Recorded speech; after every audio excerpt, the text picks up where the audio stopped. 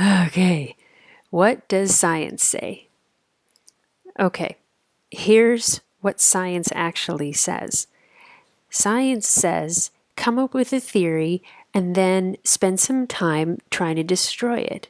And whatever's left that you haven't been able to destroy must be true because you weren't able to destroy it until such time as you come up with new information that lets you destroy your theory and come up with a new theory, and then continue to try to destroy that theory, and what's left must be true because you can't destroy it until you come up with more information and figure out a way to destroy your theory, etc., and so on and so on. And that's all great, but it's a system of destruction that is used very, very, very, very effectively to open up space for further study. Not one single thing is wrong with that. But, I noticed a while ago that science can be very destructive in its journey of construction. It's really kind of paradoxical. And the other part about it that I started to see when I went off to school and started interacting with research scientists and started to see, what research is that science science says come up with a theory and then disprove it. Okay? Studies will actually say, here's some information.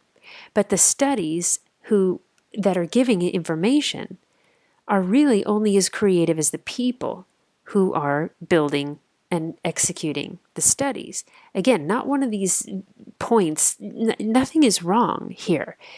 But let's really take a look at it, because so much stock is put into science and what science says, and I totally, completely honor that. Science is an amazing tool that helps humanity feel safe being okay with new concepts, new ideas, with connections and relationships, with data and information. So not in any way am I dissing science. I just want to make that clear. But at the same time, we got to kind of look at what science is about and where it comes from. The studies that are producing information are only as creative as the people who are generating and executing the studies. So the next question that seems logical to me is why do people ask the questions that they ask? What's the motivation behind asking the question? Okay? Now again, there are so many people who are asking questions from integrity, and it's awesome. And they are creating studies that produce data and information that absolutely and totally and completely facilitate the advancement of humanity and the evolution of our awareness and our ability to function on the planet. And hallelujah and thank you. And there are some people who have different motivations for asking questions. And that is still considered science if it follows the scientific method and it can't be destroyed by any current theories or, any current processes that are designed to destroy theories. So, which science do we go by, right? And maybe it's time to update what we're saying when we ask, what does science say? Or whether or not we trust simply and only based on whether or not science is able to study the thing that we suddenly have an awareness about, or whether or not science is able to study the effect of humanity on whatever it is we just became interested in. Maybe it's time to update how tall the pedestal is that science is put up on, or at least look at why we want science to prove something for us before we open up and let go into it. Again, it's not a bad thing. Science is like one of the most amazing, incredible tools that humanity has come up with. So not to diss science for a second. It's just it's worth it to ask the questions of where do the studies come from? What motivation built that study that way? Was it a study built to prove the efficacy of a drug? Was it a study built to contribute to some report somewhere? Or was it a study that was designed to identify a substance that will kill wayward cells? You know, why things happen is just as, if not more important than the fact that they're happening. To really bring change through the planet and open up to different realms, to open up to harmony throughout all of consciousness, to open up to the innate communication that is your birthright. It's really going to help to look at the motivations of why I do what I do, why science operates the way that it does, why people operate that they do, not for the opportunity to judge them, but for the opportunity to have clarity about it. So what does science say about off-planet entities?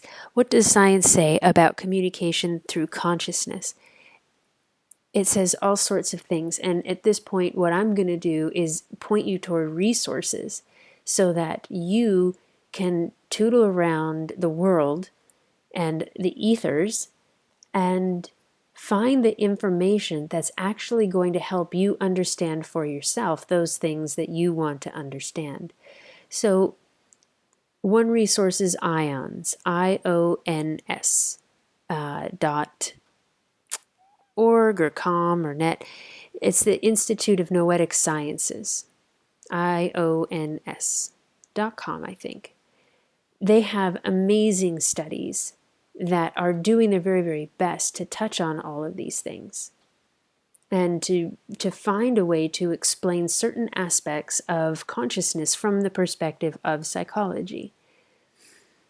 Another resource is the Resonance Project, which is a lot of brilliant stuff by a lot of contributors headed up by one particular very theoretic, brilliant person who's bringing together information to try to create one unified field theory. And last I checked, they are feeling like they're pretty close. But it's bringing together geometry with science, with physics, with mathematics. That's the Resonance Project. And you'll find all sorts of imagery and amazing ways to visualize consciousness according to the models that they're building, which are pretty fantastic as I've seen them. Now, if you want to go the physics and fractal route to consciousness, then I am recently introduced to a man named Dan Winter, and he has a resource called Fractal U, which is just the letter U, fractalu.com, as in university. And he offers all sorts of very, very high level classes that are also very easy to understand and how it all fits together. But his work has been recognized by peer reviews and other fun stuff like that, so it would have credibility as well. And there's a very beautiful, fun short video called Sonic Geometry that I would guide you to as well, just as a way to understand a foundation of geometry and how simple the mathematics of geometry can be and how beautiful. And really, that little video can give you an image and a sense of a foundation of why we talk about harmonics and make it really, really understandable. So if you want to go the psychology route, if you want to go unified field theory, if you want to go fractal, just fractal physics and conjugate wave theories, it's just so, all of it is very, very fun. All of it is science. Oh, and ions. right? The psychology approach. And the more you start looking into it, the more information you're going to find. So here's my request, though. As you tootle on and on and on, playing with science and what science has to say about consciousness, what science has to say about off-planet presences, what science has to say about playing in the universe. When you go and read these websites and listen to the people, before you turn anything on, before you start playing a recording, take a breath and just bring your awareness right back to your heart center so that you can feel your own body.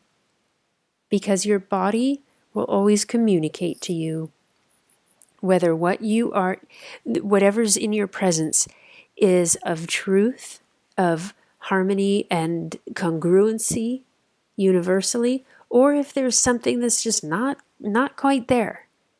Okay? Your body will always, if you feel a contraction around the solar plexus, if you feel tension, if you feel twinge, then that's a time, just notice the twinge as you're listening to something. Notice the twinge or the contraction as you're watching a presentation. And this is a big part of playing with consciousness. Acknowledge that twinge, tune right into the body, and hey, body, show me what's going on here. I want to see more. Heart center open, and let the awareness come to you. If you listen this way, you start to create a beautiful friendship and rapport between your mind and your body so that you can step out of the conflict of guessing what's right, what's wrong, do I go with this, do I go with that? You start to create this beautiful dance of awareness through your own body that tells you, hey, you know what? This is something I'm really going to run with. Or, that doesn't actually feel, that feels, something about that feels off. So I don't think I'm going to run with this one. Either I'll open up to more information or maybe I'll just turn the page. Letting yourself have that awareness through your own body is the direct route. It's the fast track to your own guidance system. And it's a very, very beautiful gift to give to yourself. So what does science say? Science says, hey, bring it on. Bring a theory, disprove your theory, look for something new, play with new things all the time. There's lots of tools everywhere. Now, it's the studies that say, here's the information. What do you want to do with it? And it's the humans behind the studies that have the creativity to think up a study in the first place. So if you are one of the people who are doing science, the more you play with opening your consciousness and your awareness, the more you play outside of what science is capable of explaining at this point, welcoming it in through that relationship, through your body, through that innate dance with yourself as creator. Just watch the creativity of the studies you would design. Watch your flexibility in how you relate to and understand the data. Let yourself open up to bigger and broader aspects of who you truly are and watch that enhance your every single interaction with science, with mathematics, with anything that you play with animals, with trees, with teaching, with relationships, with your families, with your own creativity, artistry, on and on and on and on. When you play with science, listen to your body, because sometimes the motivation behind the science will be a twinge. And why would I run with something when my body is already giving me a heads up that there's something off about it? I'm going to listen to my body, not to say, oh, I'm the rightest one and you guys are wrong. No, not at all. But I'm going to listen to my body because my body will say, whoa, hey, heads up. There's something here. There's something to look into a little bit more deeply here. So let's go look into it. I'm going to stay open, and as I stay open to more information, I'm going to watch my body, let my body guide me, and follow that openness and that expansiveness of the heart right into the information that's going to continue to open my world, open my consciousness, open my awareness that much further, more and more, and embodying nothing but the purity and love that I am, because that embodiment is why I came here in the first place. It's your birthright. It's why you came here, and it is the greatest gift that you could possibly share with the planet. Have fun, my friends. Talk to you soon.